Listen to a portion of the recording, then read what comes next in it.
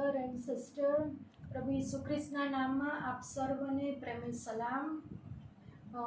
થોડા દિવસથી મારી ઈચ્છા હતી કે એક વિડીયો બનાવું તમારા દરેક માટે, કારણ કે થોડા દિવસ પહેલાં પ્રભુએ મારી સાથે જે કંઈ વાત કરીને હું તમારી આગળ શેર કરવા માગું છું, અને એના માટે મને બહુ બોજ હતો કે ક્યારે હું તમારી સાથે વાત કરું, ક્યારે હું લોકોને જણાવું એ વાત. અને બહુ જ ઇમ્પોર્ટન્ટ મેસેજ હતો. અને છેલ્લા 1 વર્ષ ઉપરથી એટલે એપ્રિલથી લઈને અત્યાર સુધી ઈશ્વરે જેટલા પણ વિઝન આપ્યા છે એમાં સૌથી ઇમ્પોર્ટન્ટ આ વિઝન હતું, જે મેઇન ફોકસ છે કે પ્રભુ ઈસુ આપણને બચાવવાના માટે આવી રહ્યા છે. ને એના માટે બહુ જ ઇમ્પોર્ટન્ટ મેસેજ, બહુ જ પ્રેશર સાથે આ વખતે ઈશ્વરે મારી સાથે વાત કરી. અને એ દિવસ હતો 13 જુલાઈ 2025, એટલે આ જ મહિનાની 13 તારીખે ઈશ્વરે મારી સાથે વાત કરી. અને એ દિવસ એવો હતો કે આખી રાત હું ઊંઘી ના શકી. મેં બહુ જ પ્રયત્ન કર્યો ઊંઘવાનો, પ્રાર્થના કરી કે પ્રભુ મને ઊંઘ આપી દો, તે છતાં હું ઊંઘી ના શકી. અને સવારે 5 વાગે અને 25 મિનિટે 5:25 AM in the early morning, રવિવાર હતો 13 જુલાઈના દિવસે. અને એ દિવસે એટલા વાગે મને આ વિઝન ઈશ્વરે આપ્યું હતું. અને એટલાને માટે થઈને કદાચ હું રાત્રે ઊંઘી નથી શકી, એક બેચેની હતી. ને મને કંઈક અહેસાસ એવો થઈ ચૂક્યો હતો કે પ્રભુ મારી સાથે કંઈક વાત કરવા માંગે છે. અને ઈશ્વરે મને આ વિઝનની અંદર એવું ચોખ્ખો મેસેજ જણાવી દીધો છે કે rapture is very close, my return is very close. જાઓ ને બધાને જઈને કહો, બચવું હોય એને બચાવો, જાઓ લોકોને બચાવો, સુવાર્તા પ્રગટ કરો, મારા વિશે કહો, હું બહુ જલ્દી આવું છું, મારું આવવું બહુ જ જલ્દી છે. આટલું બહુ જ પ્રેશર સાથે ને એક બોજ સાથે પ્રભુએ મેસેજ કહ્યો. અને મારી ફરજ છે કે હું તમને દરેક લોકોને આ વાત જણાવું કે પ્રભુ ઈસુનું આવવું એટલું નજીક છે, એટલું નજીક છે કે ગણતરીના દિવસો જાણે કે છે આપણી પાસે. આપણને દિવસ કે એ ટાઈમ નથી ખબર, પરંતુ ઇન સ્પિરિટની અંદર પ્રભુ ઈસુએ દરેક એના લોકોને જણાવ્યું છે કે મારું આવું એ કેટલું નજીક છે કરીને. ઘણી બધી વસ્તુઓ એના લોકોને પ્રભુ આત્માની અંદર જણાવે છે. જેમ યોહાનને આત્મામાં લઈ ગયા હતા અને પ્રકટીકરણની અંદર જે કંઈ બાબતો લખવામાં આવી છે દરેક બાબતો આત્મામાં જણાવી હતી. અને એ જ બાબત, એ જ આત્મા અત્યારે પણ પૃથ્વી પર કામ કરે છે. અને પ્રભુ ઈસુ એના લોકો દ્વારા, પવિત્ર આત્મા દ્વારા આ સગળા કાર્યો કરાવે છે. અને એ જ પવિત્ર આત્મા દ્વારા ઈશ્વરે મને જણાવ્યું છે કે એમનું આવું ખૂબ પાસે છે કરીને. અને આટલી બધી ભારપૂર્વક ચેતવણી પ્રથમવાર ઈશ્વરે 1.5 વર્ષની અંદર મને આપી છે. ઘણા બધા વિઝન્સ આપ્યા છે, પણ એની અંદર આ સૌથી ઇમ્પોર્ટન્ટ વિઝન, જેના માટે બહુ જ છે, મને એક વ્યક્તિ સુધી હું નથી પહોંચી શકતી, માટે એક વિડીયો બનાવી રહી છું, જેના દ્વારા હું દરેકને ચેતવણી આપી રહી છું. આ મારા પોતાના શબ્દો નથી કે મારી પોતાની બુદ્ધિ કે અક્કલ પ્રમાણે નહીં, પણ કેવળ ને કેવળ ઈશ્વરનો જે મેસેજ છે, જે મેસેજ ઈશ્વરે નૂહને આપ્યો હતો. અને નૂહે બધાને ચેતવણી આપી હતી, અને એ ચેતવણી એ લોકોએ ઇગ્નોર કરી હતી ને નાશ પામ્યા હતા. એવું આ વખતે ન થાય, માટે નૂહ સમાન ઘણા બધા લોકોને ઈશ્વરે પસંદ કર્યા છે. એમાં એક પસંદગી પ્રભુએ મારી કરી છે. ને મારા દ્વારા જો પ્રભુને જણાવે છે લોકોને કે બચવું હોય તો, અને તૈયાર છે તમારા માટે સગળી બાબતો, સ્વર્ગની અંદર તૈયારી થઈ ચૂકી છે. એટલે જો કોઈ એવું વિચારતું હોય કે હજુ ઘણો સમય છે, ઘણી વાર છે, અને સમય મળશે ત્યારે પસ્તાવો કરી લઈશું, માફી માંગી લઈશું, તો please be careful for your life. અને અત્યારે આપણે રિપેન્ટ કરી લો, પસ્તાવ કરો, તમારા પાપોની માફી માંગો, કારણ કે પ્રભુ બહુ જલ્દી આવી રહ્યા છે. અને જેવું રેપ્ચર થઈ જશે કે ટ્રિબ્યુલેશન તરત જ ચાલુ થશે. 7 વર્ષનો વિપત્તિકાળનો જે સમય છે એ તરત જ શરૂ થઈ જશે. ભયંકર મહામારી, ભયંકર 3rd વર્લ્ડ વોર શરૂ થનાર છે. હજુ તો તમને થોડી પણ શાંતિ છે, પણ એ ભયાનક સમયમાં તમે જીવી નહીં શકો. અને પ્રભુ નથી ચાહતા કે કોઈ પણ વ્યક્તિ એ નાશ પામે, કારણ કે ટ્રિબ્યુલેશન સમયમાં તમે પસ્તાવો કરશો, રડશો, પણ એનો કોઈ જ અર્થ નહીં રહે. રેપ્ચર જ્યાં સુધી નથી થયું ત્યાં સુધી તમારી પાસે તક છે. એ તકને મહેરબાની કરીને ગુમાવશો નહીં. મારી તમને નમ્ર વિનંતી છે, કારણ કે પ્રભુએ બહુ જ આપ્યું છે કે તમે દરેક જણ બચો. માટે બહુ જ પ્રાર્થના સાથે તમને કહું છું કે મહેરબાની કરીને આ ચેતવણીને વિશ્વાસમાં લો. તમે સોશિયલ મીડિયા ઉપર જોશો તો ત્યાં પણ તમને જોવામાં મળશે કે ચારે તરફ પ્રચાર થઈ રહ્યો છે. આપણા ઘણા લોકોનું પરસિક્યુશન પણ થઈ રહ્યું છે, કારણ કે સુવાર્ત પ્રચાર ભયંકર રીતે થઈ રહ્યો, જોરશોરથી થઈ રહ્યો છે. અને પ્રભુ ચાહે છે કે એક વ્યક્તિનું જીવન બચી જાય. આખા વર્લ્ડની અંદર પ્રભુનો પ્રચાર બહુ જ એટલે બહુ ઝડપથી થઈ રહ્યો છે. આ સુવાર્તા ક્યારે કમ્પ્લીટ થઈ જશે એ તમને કે મને ખબર નહીં પડે. માટે હરેક ઘડી હરેક પળ તૈયાર રહો કરીને, આપણી પાસે દિવસો જ છે એમ સમજીને ચાલો. સમય નથી, બિલકુલ સમય નથી. અત્યારે જે કંઈ ન્યૂઝ ચાલી રહ્યા છે તમે સાંભળતા હશો કે કેટલા મોટા ને મોટા ઇન્સિડન્ટ બની રહ્યા છે, કેટલા બધા લોકો મરણ પામી રહ્યા છે, મોટા ડિઝાસ્ટર આવી રહ્યા છે, અને ક્યારે કોની સાથે શું થાય એની કોઈ સેફટી નથી કરી.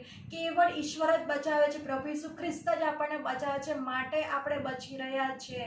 માટે તમે તમારા પરિવાર માટે પણ પ્રાર્થના કરો કે આપણી પરિવારની એક વ્યક્તિ પ્રભુની પાસે આવી જાય.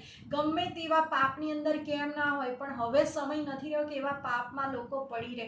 હવે સમય છે ચેતી જવાનો અને બચી જવાનો, કારણ કે એ 7 વર્ષના સમયમાં રેપ્ચર પછી પરમેશ્વર એમનો ક્રોધ રેડવા જઈ રહ્યા છે. અને ત્યારે કઈ કઈ વિપત્તિઓ આવશે એ દરેક વસ્તુઓ પ્રકટીકરણના પુસ્તકમાં લખવામાં આવી છે. અને એ વિપત્તિઓ એટલી ભયાનક છે કે માણસની કોઈ જ કેપેસિટી નથી. કોરોના એ તો એક નાની બાબત હતી, એનાથી પણ ભયંકર બીમારીઓ આવી રહી છે જે સહન શક્તિની બહારની વાત છે.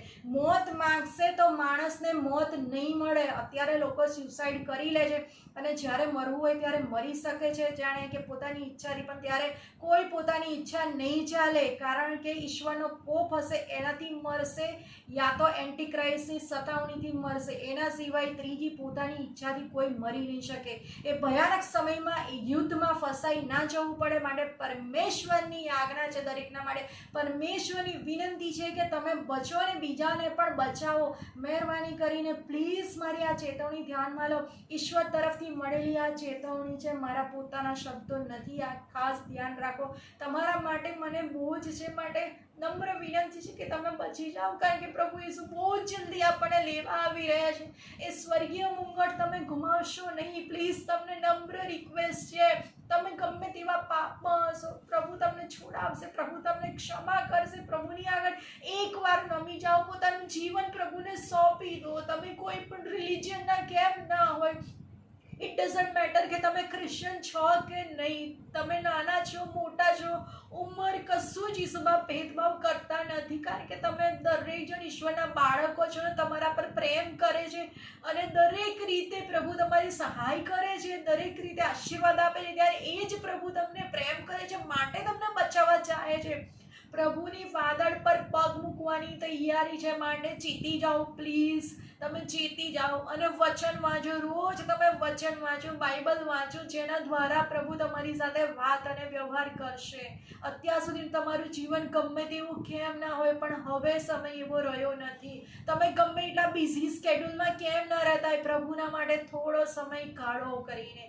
આ જ સમય છે ચેતવાનો, આ જ સમય છે.